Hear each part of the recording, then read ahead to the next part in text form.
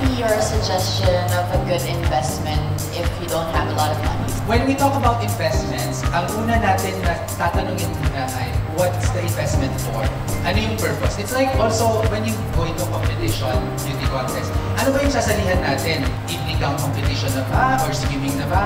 So you have to clarify the purpose first. It doesn't matter kung maliit, madami, or kaunti yung pera mo. What matters is the purpose of that. For example, the purpose is you want to set yourself up for life. I would go for safer investments for that. So ano yung first one? Pag-ibig MP2.